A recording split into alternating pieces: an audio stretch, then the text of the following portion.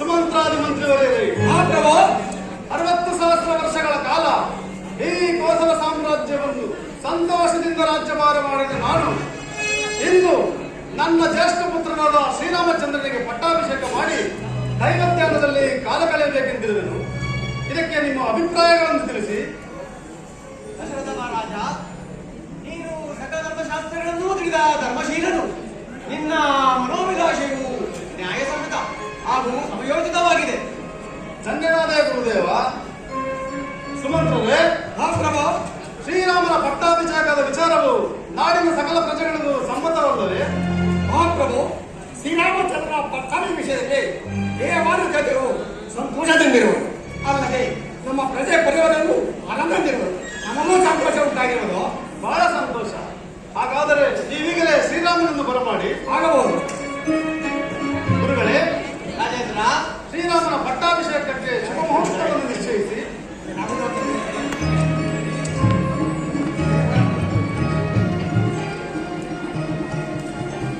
ದಶರಥ ಮಹಾರಾಜ, ಇದೇ ಚೈತ್ರ ಶುದ್ಧ ಪಂಚಮಿ ಗುರುವಾರ ಅಭಿಮುಹೂರ್ತವು ಶ್ರೀರಾಮಚಂದ್ರನ ಪಟ್ಟಾಭಿಷೇಕಕ್ಕೆ ಬಹಳ ಪ್ರಶಸ್ತವಾಗಿದೆ.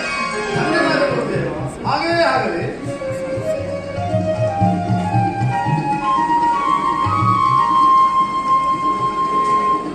ಪೂಜ್ಯ ಪಿತರಿಗೂ ಪರಮ ಪೂಜ್ಯ ಗುರುಗಳಿಗೂ ಸಮಸ್ತರಿಗೂ ಈ ದಾಶರಥಿಯ ಪ್ರಣಾಮಗಳು. ಕುಮಾರ, ಇದಕ್ಕೆ ಮಂಗಲವಾಗಲಿ. ಬಾ, ಈ ಪೀಠವನ್ನು ಅಲಂಕರಿಸು. ಜನಕ, ತ್ವರಿತವಾಗಿ ನನ್ನನ್ನು ಕರೆಸಲು ಕಾರಣವೇನು? ಕುಮಾರ, ನಿನ್ನನ್ನು ಕರೆಸಿದ ಕಾರಣ ಅತಿ ಮಹತ್ತರವಾದದ್ದು. ಈ ಕೋಸಲ ಸಾಮ್ರಾಜ್ಯವನ್ನು 60 ವರ್ಷಗಳ ಕಾಲ ಸಂತೋಷದಿಂದ ರಾಜ್ಯಭಾರ ಮಾಡಿದ ನಾನು ಇನ್ನು ಮುಂದೆ ಗುರುಗಳ ಸಮ್ಮುಖದಲ್ಲಿ ಈ ಕೋಸಲ ಸಾಮ್ರಾಜ್ಯವನ್ನು ನಿನಗೆ ಪಟ್ಟ ಕಟ್ಟಬೇಕೆಂದು ನಿಶ್ಚಯಿಸಿರುವುದು. ಪಿತೃವಾಕ್ಯ ಪರಿಪಾಲನೆಯೇ ನನ್ನ ಪ್ರಥಮ ಕರ್ತವ್ಯ.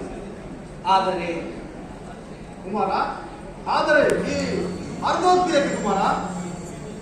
ಜನಕ, ಪ್ರಿಯ ಅನುಜರಾದ ಭರತ ಶತ್ರುಘ್ನರು ರಾಜಧಾನಿಯಲ್ಲಿ ಇಲ್ಲದಿರುವ ಸಮಯದಲ್ಲಿ ಪಟ್ಟಾಭಿಷೇಕಕ್ಕೆ ಆತುರಬೇಕೆ? ಕುಮಾರ, ಗುರುಗಳು ನಿಶ್ಚಯಿಸಿರುವ ಕಾರ್ಯವು ಅತಿ ಮಹತ್ತರವಾದದ್ದು.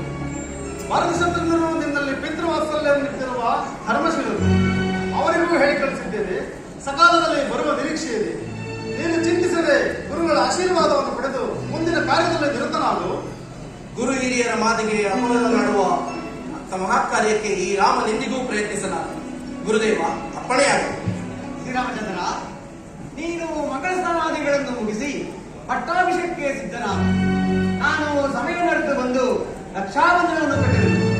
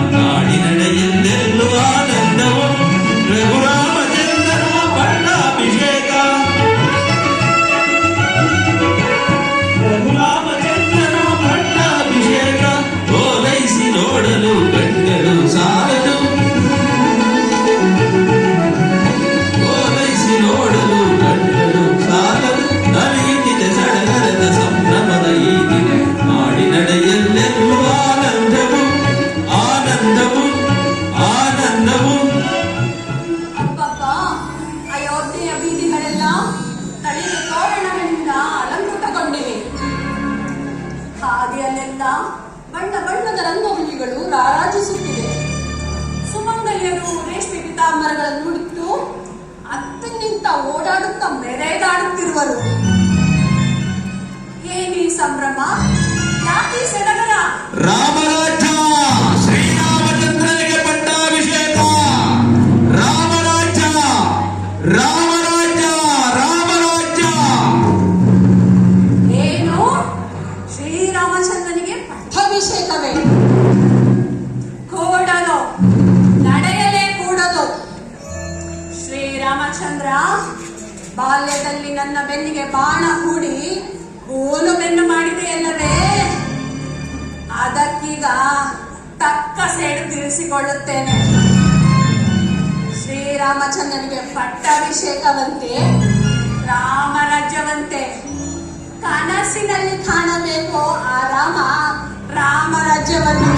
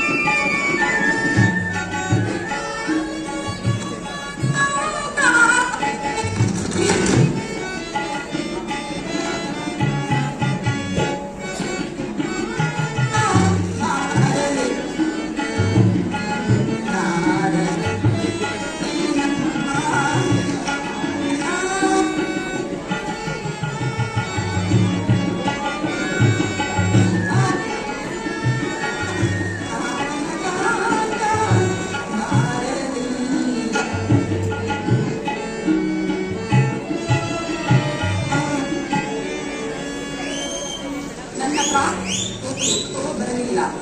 ನನ್ನ ಆತ್ಮಸಂಕಟದ ಮಂಥನಿಯೂ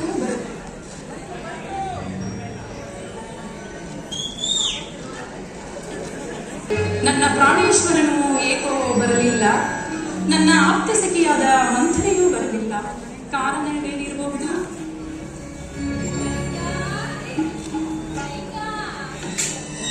ಕೈಕಾದೇವಿ, ಮಂಥರ ಸುಖಾಗಮನವೇ? ಏನೋ ಸಂತಾಪದ ವಿಚಾರವನ್ನು ತಂದಂತಿದೆ. ಕೈಕ, ಶ್ರೀರಾಮಚಂದ್ರನಿಗೆ ಪಟ್ಟಾಭಿಷೇಕವಂತೆ. ವಿಚಾರ ನಿನಗೆ ತಿಳಿಯದೋ? ಶ್ರೀರಾಮಚಂದ್ರನಿಗೆ ಪಟ್ಟಾಭಿಷೇಕವೇ? ಎಂತಹ ಶುಭ ಸಮಾಚಾರವನ್ನು ತಂದಿರುವೆ. ಬಹಳ ಸಂತೋಷ. ಮಂಥರ, ಇದೋ ಈ ಕಂಠಿಹಾರವನ್ನು ಬಹುಮಾನವಾಗಿ ನೀಡುವೆ. ಏನಮ್ಮ ಇದು? ನಿನ್ನ ಸವತಿಯ ಮಗನ ಪಟ್ಟಾಭಿಷೇಕದ ವಿಚಾರವನ್ನು ಕೇಳಿ ಈ ರೀತಿ ಸಂತೋಷ ಪಡುತ್ತಿರುವೆಯಲ್ಲ, ನಿನ್ನ ಮಂಕು ಬುದ್ಧಿಗೆ ನಾನು ಏನು ಹೇಳಲಿ? ಮಂಥರ, ಸಾಕು ಬಾಯಿ ಮುಚ್ಚು. ನನಗೆ ರಾಮನು ಬೇರೆಯೇ, ಭರತನು ಬೇರೆಯೇ. ಅಮ್ಮ, ನಿನ್ನ ಹೊಟ್ಟೆಯಲ್ಲಿ ಹುಟ್ಟಿದ ಮಗ ಭರತನಿಗೆ ಪಟ್ಟಾಭಿಷೇಕವಾದರೆ ನಾನೂ ಸಂತೋಷ ಪಡುತ್ತಿದ್ದೆ. ಅದಾಗದೆ ಶ್ರೀರಾಮಚಂದ್ರನಿಗೆ ಪಟ್ಟಾಭಿಷೇಕವಾದರೆ ಆ ಕೌಸಲ್ಯೆ ಮಹಾರಾಣಿಯಾಗುವಳು. ನೀನು ಅವಳ ದಾಸಿಯಾಗಬೇಕಾಗುತ್ತದೆ. ಯೋಚಿಸಿ ನೋಡು. ಹೌದಲ್ಲವೇ? ಮಂಥರೆಯ ಮಾತಿನಲ್ಲೂ ಅರ್ಥವಿದೆ. ಮಂಥರ, ಈಗ ನಾನೇನು ಮಾಡಲಿ? ಅದಕ್ಯಾಕಮ್ಮ ಚಿಂತಿಸುವೆ?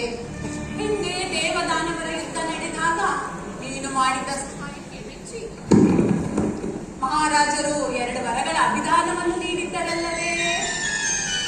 ಹೌದು. ಆ ವರಗಳನ್ನು ಈ ಸಮಯದಲ್ಲಿ ಕೇಳಿಕೋ. ಸರಿ, ಹಾಗಾದರೆ ಏನೆಂದು ಕೇಳಿಕೊಳ್ಳಲಿ ಮಂಥರ? ಅಮ್ಮ, ಮೊದಲನೇ ವರಕ್ಕೆ ಭರತನಿಗೆ ಪಟ್ಟಾಭಿಷೇಕವಾಗಬೇಕೆಂದು ಕೇಳಿಕೋ. ಇನ್ನು 2ನೇ ವರಕ್ಕೆ ಶ್ರೀರಾಮಚಂದ್ರನು 14 ವರ್ಷ ವನವಾಸಕ್ಕೆ ಹೋಗಬೇಕೆಂದು ಕೇಳಿಕೋ. ಅಬ್ಬಾ, ಎಂತಹ ಕಠೋರವಾದ ವರಗಳು. ಮಂಥರ, ಭರತನಿಗೆ ಪಟ್ಟಾಭಿಷೇಕವೇನೋ ಸರಿ, ಆದರೆ ರಾಮನಿಗೆ ವನವಾಸಕ್ಕೆ ಹೋಗಬೇಕು? ಅಮ್ಮ, ರಾಮನು ರಾಜ್ಯದಲ್ಲಿದ್ದರೆ ಪ್ರಜೆಗಳು ಭರತನ ಕೈವಶವಾಗುವುದು ಕಷ್ಟವಮ್ಮ.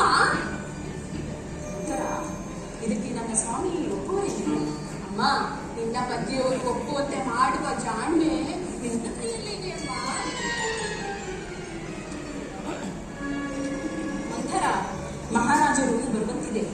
ನೀನು ಮುಂದಿನದನ್ನು ನಾನು ಯೋಚಿಸಿ ತೀರ್ಮಾನಿಸಿದ್ದೇನೆ. ಕೈಕಾ, ಮಹಾರಾಜರ ಜೊತೆ ಮಾತನಾಡುವಾಗ ಜಾಗ್ರತೆ. ಮಹಾರಾಜರು ಶ್ರೀರಾಮನ ಮೇಲೆ ಪ್ರಮಾಣ ಮಾಡಿದ ಮೇಲೆ ನೀನು ವರಗಳನ್ನು ಬೇಡಿಕೋ. ಆಗಲಿ ಮಂಥರ, ಹಾಗೆ ಆಗಲಿ. ನೀನಿನ್ನು ಹೊರಡು. ಅಬ್ಬಾ, ಎಂತಹ ಕಪಟ! ಬರಲಿ ಆ ನನ್ನ ಸ್ವಾಮಿಯು. ಹಬ್ಬ, ನನ್ನ ಕುತಂತ್ರವಂತೂ ಫಲಿಸಿತು. ಇನ್ನು ಭರತನ ಪಟ್ಟಾಭಿಷೇಕವಾಗುವುದೋ ಇಲ್ಲವೋ? ಆದರೆ ಶ್ರೀರಾಮನಿಗೆ 14 ವರ್ಷ ವನವಾಸ ನಿಶ್ಚಿತ.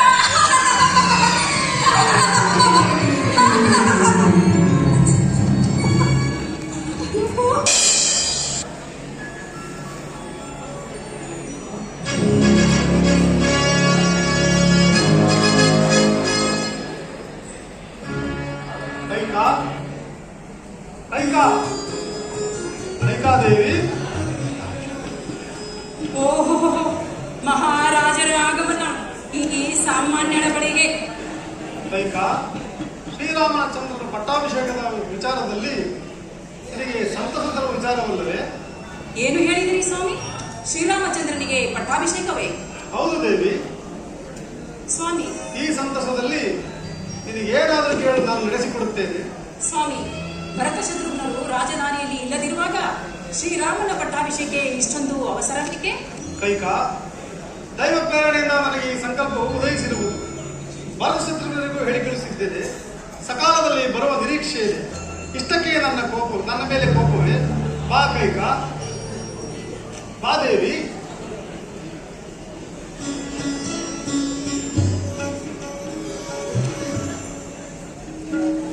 ಇಲ್ಲಿ ನೋಡು, ನನ್ನ ಸಂತೋಷಕ್ಕೆ ಪಾರವೇ ಇಲ್ಲ.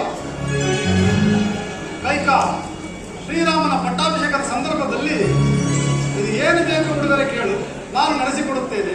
ಸ್ವಾಮಿ, ಏನು ಕೇಳಿದರೂ ನಡೆಸಿಕೊಡುವಿರಾ? ಓ, ಅಗತ್ಯವಾಗಿ.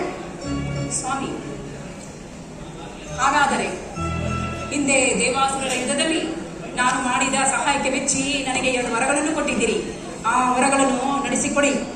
ಚೆನ್ನಾಗಿ ನೆನಪಿದೆ ಕೈಕಾ. ಅಂದು ನಿನ್ನ ಸಾಹಸವನ್ನು ಮೆಚ್ಚಿ ನಿನಗೆ 2 ವರಗಳನ್ನು ಕೊಟ್ಟಿದ್ದು ನಿಜ. ನೀನೇ ಸಮಯ ಬಂದಾಗ ಕೇಳಿಕೊಳ್ಳುವೆಂದು ತಿಳಿಸಿರುವೆಯಲ್ಲ. ಸ್ವಾಮಿ, ಆ ಸಮಯ ಈಗ ಬಂದಿದೆ. ವರಗಳನ್ನು ನಡೆಸಿಕೊಡಿ. ಬಹಳ ಸಂತೋಷ. ನಿನಗೇನು ಬೇಕೋ ಕೇಳಿಕೊ, ನಾನು ನಡೆಸಿಕೊಡುತ್ತೇನೆ. ಸುಮ್ಮನೆ ಕೇಳಿಕೊ ಎಂದರೆ ಹೇಗೆ ಸ್ವಾಮಿ? ಮತ್ತಿನ್ನೇನು ಮಾಡಬೇಕು ದೇವಿ? ಸ್ವಾಮಿ, ನಿಮಗೆ ಅಧಿಕವಾದ ಪ್ರೀತಿ ಯಾರ ಮೇಲಿರುವುದು? ನಿನ್ನ ಮೇಲೆಯೇ ನನಗೆ ಅಧಿಕವಾದ ಪ್ರೀತಿ. ಸ್ವಾಮಿ, ನನ್ನನ್ನು ಬಿಟ್ಟರೆ ಅಧಿಕವಾದ ಪ್ರೀತಿ ಯಾರ ಮೇಲಿರುವುದು? ಸಂದೇಹ ಬೇಡ ಕೈಕಾ, ನಿನ್ನ ಮೇಲೆಯೇ ನನಗೆ ಅಧಿಕವಾದ ಪ್ರೀತಿ. ಸ್ವಾಮಿ, ಸ್ವಲ್ಪ ಯೋಚಿಸಿ ಹೇಳಿ. ನನ್ನನ್ನು ಬಿಟ್ಟರೆ ಅಧಿಕವಾದ ಪ್ರೀತಿ ಯಾರನ್ನು ಇರುವುದು? ನಿನ್ನನ್ನು ಬಿಟ್ಟರೆ ಹಾ, ನನ್ನ ಜ್ಯೇಷ್ಠ ಪುತ್ರನಾದ ಶ್ರೀರಾಮಚಂದ್ರನ ಮೇಲೆ ನನಗೆ ಪ್ರೀತಿ ಇರುವುದು. ಸರಿ, ಹಾಗಾದರೆ ನಿಮ್ಮ ಪ್ರೀತಿ ಪುತ್ರನಾದ ಶ್ರೀರಾಮಚಂದ್ರನ ಮೇಲೆ ಆಣೆ ಇಟ್ಟರೆ ನಾನು ವರಗಳನ್ನು ಕೇಳಿಕೊಳ್ಳುತ್ತೇನೆ. ಕೈಕಾ, ಶ್ರೀರಾಮಚಂದ್ರನ ಮೇಲೆ ಹಣೆ ಹೇಗೆ ಕೈಕಾ? ಅದೇನು ಕೇಳಿಕೊಳ್ಳುವ ಕೇಳು, ನಾನು ನಡೆಸಿಕೊಡುತ್ತೇನೆ. ಸ್ವಾಮಿ, ಶ್ರೀರಾಮಚಂದ್ರನ ಮೇಲೆ ಆಣೆ ಇಟ್ಟರೆ ಮಾತ್ರ ನಾನು ವರಗಳನ್ನು ಕೇಳಿಕೊಳ್ಳುತ್ತೇನೆ ಎಂದು ನನ್ನ ಮಾತಿಗೆ ವಿರೋಧವನ್ನು ಆಚರಿಸಲು ನನ್ನ ಕೈಕಾ ಇಂದು ಈ ರೀತಿ ಮಾತನಾಡುತ್ತಿರುವುದು. ನುಡಿದಂತೆ ನಡೆಯಲು ನಾನು ಸಿದ್ಧನಿರುವಾಗ ಅದಕ್ಕೇಕೆ ಚಿಂತೆ? ಕೈಕಾ, ತಗೋ, ಶ್ರೀರಾಮಚಂದ್ರನ ಮೇಲೆ ಆಣೆಯಾಗಿ ಹೇಳುತ್ತೇನೆ. ಅದೇನು ಬೇಕು ಕೇಳಿಕೊಂಡು ನಡೆಸಿಕೊಡುತ್ತೇನೆ. ಸ್ವಾಮಿ, ವರಗಳನ್ನು ಕೇಳಿಕೊಳ್ಳಲೇ? ಸಂತೋಷವಾಗಿ ಕೇಳಿಕೋದೇವಿ. ಸ್ವಾಮಿ, ಮೊದಲನೆಯ ವರಕ್ಕೆ ಶ್ರೀರಾಮಚಂದ್ರನಿಗೆ ನಿಶ್ಚಯವಾಗಿರುವ ಪಟ್ಟಾಭಿಷೇಕವನ್ನು ನಿಲ್ಲಿಸಿ ನಿಲ್ಲಿಸಿ ನನ್ನ ಮಗ ಭರತನಿಗೆ ಪಟ್ಟಾಭಿಷೇಕವಾಗಬೇಕು. ಹೇಳ ಕೈಕಾ, ಎಂತಹ ಕಠೋರ ವರಗಳನ್ನು ಕೇಳುತ್ತಿರುವೆ. ಕಠಿಣ ಮನಸ್ಸಿನಿಂದ ಇಂಥ ವರಗಳನ್ನು ಕೇಳಬೇಡ. ನಿನ್ನ ಸಂತೋಷಕ್ಕಾಗಿ ಭರತನಿಗೆ ಪಟ್ಟಾಭಿಷೇಕ ಮಾಡುತ್ತೇನೆ. ಆದರೆ ನನ್ನ ಪ್ರೀತಿಯ ಪುತ್ರ ಶ್ರೀರಾಮನನ್ನು ವನವಾಸಕ್ಕೆ ಕಳುಹಿಸುವಂತೆ ನನ್ನನ್ನು ಪ್ರೇರೇಪಿಸಬೇಡ ಕೈಕಾ. ರಾಮನ ಮೇಲೆ ನಿನಗೇಕೆ ಈ ಹಠ, ಏಕೆ ಈ ಛಲ? ಸ್ವಾಮಿ, ನನ್ನ ಎರಡನೇ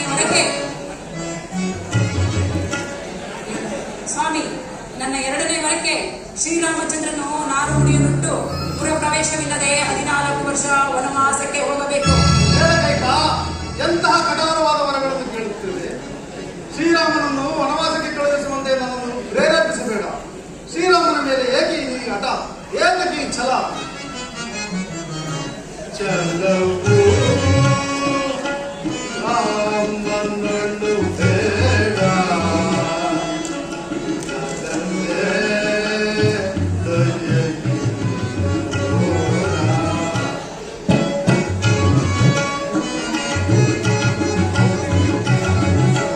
ಚಲವು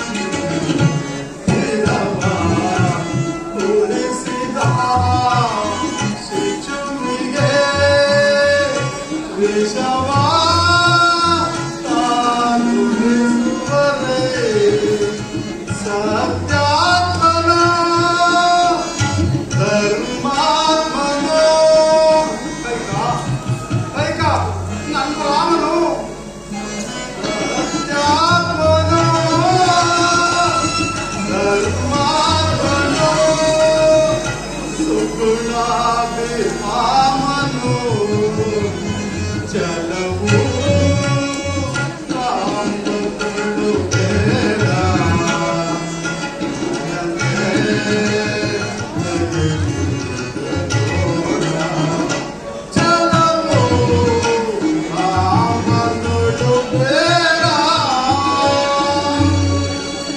ಸ್ವಾಮಿ, ನಿಮ್ಮ ಮಾತನ್ನು ನಾನು ಕೇಳತಕ್ಕವಳಲ್ಲ. ಭರತನಿಗೆ ನನಗೆ ಪಟ್ಟಾಭಿಷೇಕ, ಶ್ರೀರಾಮಚಂದ್ರನಿಗೆ ವನವಾಸ, ಇದು ಶತಸಿದ್ಧ. ದೂರದಲ್ಲಿರುವ ರಾಕ್ಷಸಿ, ನೀನು ನಾರಿಯಲ್ಲ, ಸೂರ್ಯವಂಶದಿಂದಲೇ ಬಂದ ಮಹಾಮಾನಿ.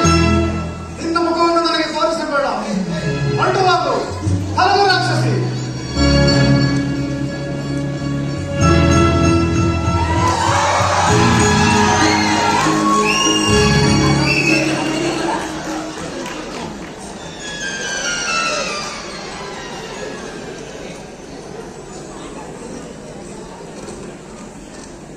ಜನಕ ನಮಸ್ಕರಿಸುವೆ. ಅಮ್ಮ, ನನ್ನನ್ನು ಕಂಡಾಕ್ಷಣ ಪ್ರೀತಿಯಿಂದ ಸಂಭ್ರಮಿಸುತ್ತಿದ್ದ ನನ್ನ ತಂದೆಯ ರೀತಿಯು ಈ ದಿನ ಏಕೋ ಬೇರೆಯಾಗಿರುವುದಲ್ಲ. ಕಾರಣವೇನು ತಾಯಿ?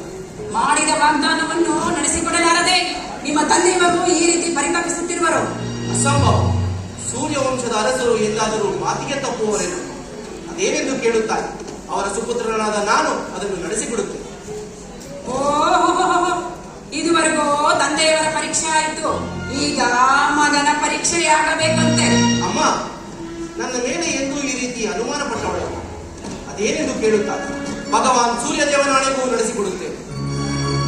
ಹಾಗಾದರೆ ಕೇಳು ರಾಮಚಂದ್ರ, ನಿಮ್ಮ ತಂದೆಯವರು ಹಿಂದೆ ದೇವಾಸುರರ ಯುದ್ಧದಲ್ಲಿ ನನಗೆ 2 ವರಗಳನ್ನು ಕೊಟ್ಟಿದ್ದರು.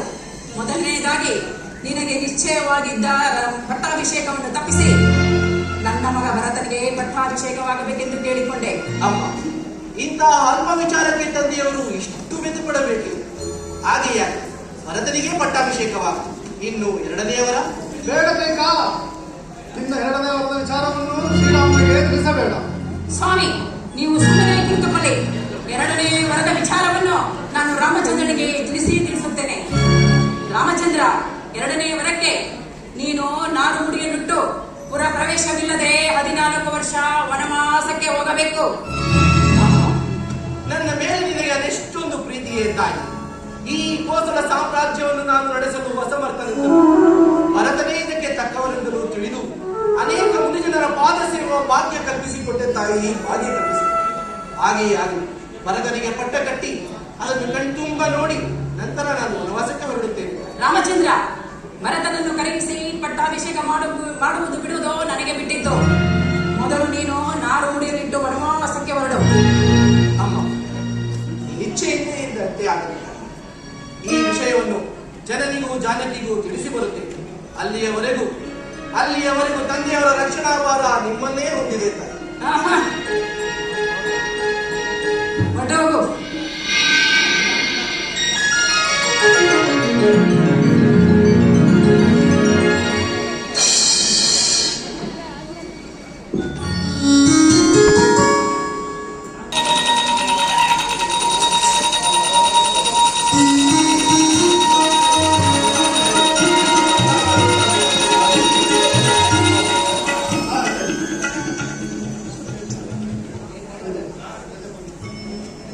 ಸೀತಾ, ಜಾನಕಿ,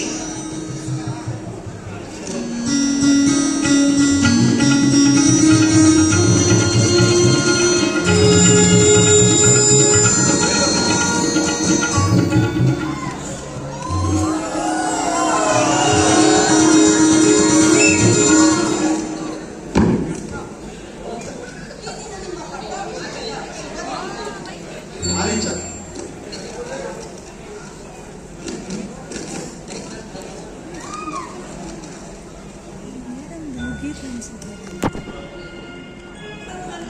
ಕಾರಣವೇನು?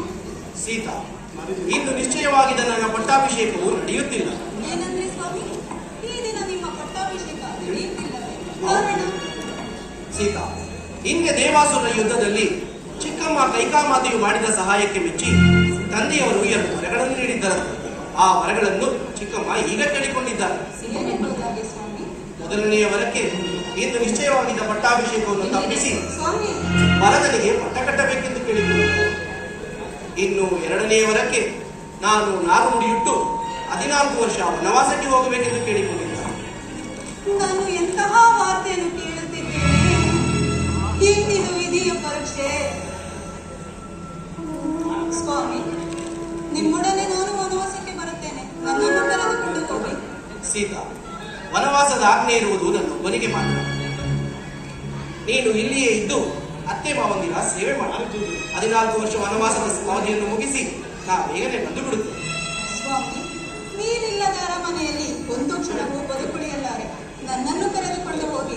ಇಲ್ಲದಿದ್ದ ಪಕ್ಷದಲ್ಲಿ ನಾನಿಲ್ಲಿಯೇ ಪ್ರಾಣ ತ್ಯಾಗ ಮಾಡಿಕೊಳ್ಳುತ್ತೇನೆ. ಸೀತಾ, ಇಂತಹ ಅಲ್ಪ ವಿಚಾರಕ್ಕೆ ಕೆಣ ನಿರ್ಧಾರವೇ? ಹಾಗೆಯೇ ನಡೆ, ಮಾತಾಪಿತೃಗಳ ಆಶೀರ್ವಾದ ಪಡೆದು ವನವಾಸಕ್ಕೆ ಹೊರಡು.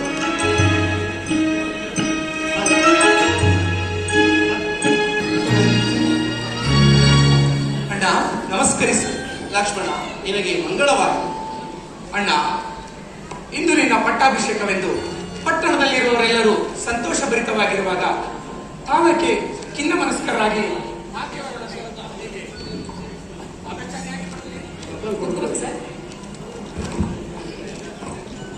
ನನಗೆ ಹೇಳಿ ಕಳಿಸಿದರೆ ನಾನೇ ರಥವನ್ನು ತಂದಿದ್ದೇನಲ್ಲ. ಲಕ್ಷ್ಮಣ, ನಿನ್ನ ವಾತ್ಸಲ್ಯಭರಿತ ಮಾತುಗಳಿಂದ ಸಂತೋಷವಾಗಿದ್ದರೂ ಸಹ ಇಂದಿನಿಂದ ನಾನು ಪಾದಚಾರಿಯಾಗಿಯೇ ಸಂಚರಿಸಬೇಕೆಂದು ನಿರ್ಧರಿಸಿದ್ದೇನೆ. ಅಂದರೆ ನಿಮ್ಮ ಮಾತಿನ ಅರ್ಥ? ಲಕ್ಷ್ಮಣ, ಇಂದು ನಿಶ್ಚಯವಾಗಿದ್ದ ನನ್ನ ಪಟ್ಟಾಭಿಷೇಕವು ನಡೆಯುತ್ತಿಲ್ಲ. ಅಣ್ಣ, ಹೌದು ಲಕ್ಷ್ಮಣ, ಹಿಂದೆ ದೇವಾಸುರರ ಯುದ್ಧದಲ್ಲಿ ಚಿಕ್ಕಮ್ಮ ಕೈಕಾಮಾತೆಯನ್ನು ಮಾಡಿದ ಸಹಾಯಕ್ಕೆ ಮೆಚ್ಚಿ ಜನಕನು 2 ವರಗಳನ್ನು ನೀಡಿದ್ದಾರೆ. ಆ ವರಗಳನ್ನು ಈಗ ಕೇಳಿಕೊಂಡಿದ್ದಾರೆ. ಮೊದಲನೆಯ ವರಕ್ಕೆ ಈಗ ನಡೆಯುತ್ತಿರುವ ಪಟ್ಟಾಭಿಷೇಕವನ್ನು ತಪ್ಪಿಸಿ ಭರತನಿಗೆ ಪಟ್ಟ ಕಟ್ಟಬೇಕೆಂದು. ಇನ್ನು 2ನೇ ವರಕ್ಕೆ ನಾನು ನಾರು ಮುಡಿಯಿಟ್ಟು 14 ವರ್ಷ ವನವಾಸಕ್ಕೆ ಹೋಗಬೇಕೆಂದು ಕೇಳಿಕೊಂಡಿದ್ದಾರೆ. ಅಣ್ಣ, ಕೂಡದು. ನೀನು ವನವಾಸಕ್ಕೆ ಹೋಗಲೇ ಕೂಡದು. ಮಹಾಮಾತ್ಸರ್ಯ ವಿಷಭರಿತ ಕಾಳ ಸರ್ಪಿಣಿ ಆ ಮೋಹವೆಂಬುದೊಂದು ತಲೆಗೇರಿ ಮುಂದಾಲೋಚನೆ ಇಲ್ಲದೆ ವಾಗ್ದಾನ ಮಾಡಿದ ವೃತ್ತ ತನ್ನೆಯ ಮಾತನ್ನು ನಡೆಸಲೇ ಕೂಡದು. ಆ ಕ್ರೂರ ಪಿಶಾಚಿಯನ್ನು ಶತ್ರುತಪಡಿಸಲು ನಿನಗೆ ಒಲಿದು ಬಂದ ರಾಜಲಕ್ಷ್ಮಿಯನ್ನು ತಿರಸ್ಕರಿಸಿ ನೀನು ವನವಾಸಕ್ಕೆ ಹೊರಡುತ್ತೆ. ಸಾಧ್ಯವಿಲ್ಲ ಅಣ್ಣ, ಸಾಧ್ಯವಿಲ್ಲ. ನನಗೀಗಲೇ ಆಜ್ಞೆಯನ್ನು ಕೊಡು. ತನ್ನ ಮಗನ ಮೇಲಿನ ಮೋಹದಿಂದಲೂ ರಾಜನೀತಿ ಧರ್ಮಗಳನ್ನು ಉಲ್ಲಂಘಿಸಿ ರಾಜ ಪದವಿಗೂ ಕ್ಷತ್ರಿಯ ಕುಲಕ್ಕೂ ಕಳಂಕ ತಂದ ಆ ಕೈಕನಾಲಿಗೆಯನ್ನ ಸೇರಿಸುತ್ತೇನೆ. ಲಕ್ಷ್ಮಣ, ಶಾಂತನ. ದುಡುಕುವುದು ಪ್ರಾಜ್ಞರ ಲಕ್ಷಣವಲ್ಲ. ಪುತ್ರರಾಗಿ ಜನಿಸಿದ ನಾವುಗಳು ಮಾತಾಪಿತೃಗಳ ಆಜ್ಞೆ ಪಾಲಿಸುವುದು ನಮ್ಮ ಕರ್ತವ್ಯ. ಆದ್ದರಿಂದ ನಾನು ನಿಶ್ಚಯಿಸಿ ಆಗಿದೆ. ನಾನು ಈ ದಿನವೇ ವನವಾಸಕ್ಕೆ ಹೊರಡುತ್ತೇನೆ. ನೀನು ಇಲ್ಲಿಯೇ ಇದ್ದು ಮಾತಾಪಿತೃಗಳ ಸೇವೆ ಮಾಡು. ಸಾಧ್ಯವಿಲ್ಲ ಅಣ್ಣ, ಸಾಧ್ಯವಿಲ್ಲ. ನೀನಿಲ್ಲದ ಈ ಅಯೋಧ್ಯೆ ನಗರಲ್ಲಿ ನಾನೇಗಿರಲಣ್ಣ, ನಾನೇಗಿರಲಿ. ನಾನು ನಿನ್ನ ಸಂಗಡ ಬರುತ್ತೇನಣ್ಣ. ಲಕ್ಷ್ಮಣ, ನೀನು ನನ್ನ ಸಂಗಡ ಬಂದರೆ ಮಾತಾಪಿತೃಗಳ ಸೇವೆ ಮಾಡುವವರು. ಅಣ್ಣ, ಮಾತಾ ಪಿತೃಗಳ ಸೇವೆ ಮಾಡಲು ಭರತ ಶತ್ರುಘ್ನರಿರುವರು. ಮೇಲಾಗಿ ಮಾತೆ ಇಲ್ಲೇ ಇರುವಾಗ ನಾನಿದ್ದು ಫಲವೇನಣ್ಣ? ನಾನು ನಿನ್ನ ಸಂಗಡ ವನವಾಸಕ್ಕೆ ಬರುತ್ತೇನೆ. ನೀನು ಒಂದು ವೇಳೆ ವನವಾಸಕ್ಕೆ ಕರೆದುಕೊಂಡು ಹೋಗದಿದ್ದಲ್ಲಿ ನಿನ್ನ ಪಾದ ಸಾಕ್ಷಿಯಾಗಿ ನಾನು ಇಲ್ಲಿಯೇ ಪ್ರಾಣತ್ಯಾಗ ಮಾಡುತ್ತೇನೆ. ಲಕ್ಷ್ಮಣ, ಶಾಂತನ. ಇದೆಂತಹ ಉಭಯ ಸಂಕಟ. ಜಾನಕಿಯೂ ನನ್ನ ಸಂಗಡ ಹೊರಟಿಲ್ಲ. ಈಗ ನೀನೂ ಹಠ ಹಿಡಿದಿರು. ಎಲ್ಲ ಇಚ್ಛೆ ಹಾಗೆಯಾಗಿ ಚಿಂತಾಕ್ರಾಂತನಾಗಿರುವ ಹೃದಯವನ್ನು ಸಂತೈಸಿ ವನವಾಸಕ್ಕೆ ನಡೆ. ಹಾಗೆ ಆಗ್ಲಿ ಅಣ್ಣ.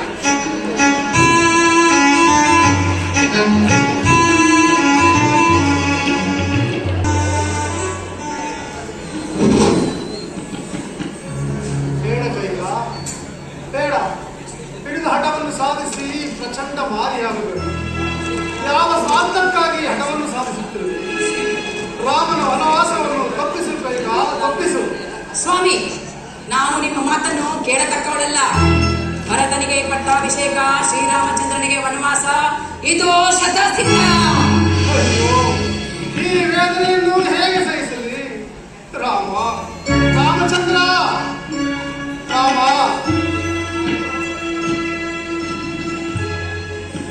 ಜನಕ, ವನವಾಸಕ್ಕೆ ಹೊರಟಿರುವ ನಮಗೆ ತೃಪ್ತಿಯನ್ನು ಕೊಡು. ರಾಮ, ನಿನಗೆ ವನವಾಸದ ಹಂತೆಯೇ?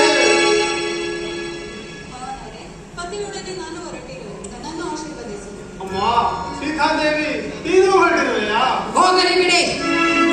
ಜನಕ, ಅಣ್ಣನೊಡನೆ ನಾನು ವನವಾಸಕ್ಕೆ ಹೊರಟಿದ್ದೇನೆ. ಹೊರಟಿರು ಅದೇನು ಕೊಡು. ಲಕ್ಷ್ಮಣ, ಸಕಲ ಗುಣಲಕ್ಷಣ ನೀನು ಹೊರಟಿರುವೆ ಕಂದ. ಅವನು ಹೋಗಲಿ ಬಿಡಿ. ಅಯ್ಯೋ, ನನ್ನ ನಿರೀಕ್ಷೆಗಳೆಲ್ಲವೂ ಗಾಳಿ ಹೋಗ್ಬಿಟ್ಟು ಎಲ್ಲವೂ ನನ್ನ ಕೈ ಮೀರಿ ಹೋಯಿತು. ಸುಮಂತ್ರ, ಸುಮಂತ್ರ, ವನವಾಸಕ್ಕೆ ಹೊರಟಿರುವ ರಾಮ ಲಕ್ಷ್ಮಣ ಸೀತೆಯೊಡನೆ ಅಯೋಧ್ಯೆಯ ಸಕಲ ಸಿರಿ ಸಂಪತ್ತೂ ಹೋಗಲಿ. ಕೂಡದು ಕೆನೆ ತೆಗೆದ ಹಾಲಿನಂತೆ ವಿಸ್ತಾರವಾದ ರಾಜ್ಯವನ್ನು ನನ್ನ ಮಗ ಭರತನಾಳಬೇಕೆ? ರಾಮಚಂದ್ರ, ವನವಾಸಕ್ಕೆ ಹೊರಟಿರುವ ನಿನಗೆ ಏಕೆ ವಸ್ತ್ರಾಭರಣಗಳು? ನಾನು ಮುಡಿಯನ್ನುಟ್ಟು ವನವಾಸಕ್ಕೆ ಹೊರಡು. ಅಯ್ಯೋ, ಪ್ರೇಮ ಪುತ್ಥಳಿಗಳಿಗೆ ನಾರು ಮುಡಿಯೇ. ಜನಕ, ವನವಾಸಕ್ಕೆ ಹೊರಟಿರುವ ನಮಗೇಕೆ ವಸ್ತ್ರಾಭರಣಗಳು? ಮಾತೆಯವರು ಆಶೀರ್ವದಿಸಿ ಕೊಡುವ ನಾರುಮುಡಿಯೇ ಶ್ರೇಷ್ಠ. ಅವೇ ನಮಗೆ ರಕ್ಷಾ ಕವಚ. ತಾಯಿ, ಅವನ್ನೇ ಕೊಡಿ.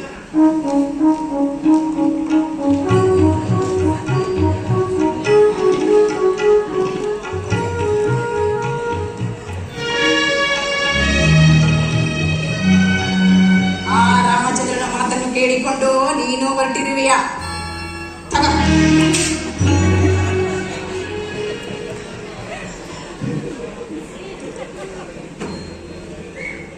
ಜನಕ, ನಮಗಿನ್ನು ವನವಾಸದ ಅಂಗಡಿಯನ್ನು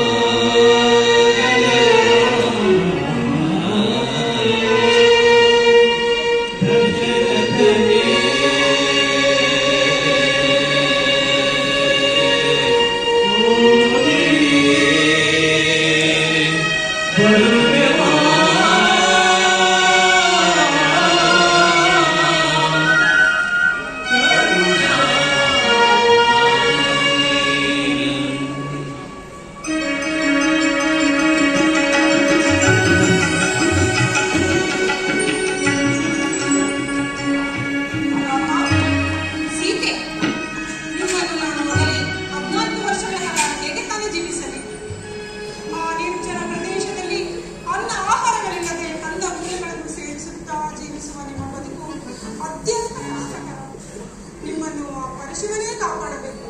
ಮಂಗಳವಾಗಲಿ, ಹೋಗಿ ಬನ್ನಿ. ಧನ್ಯವಾದ.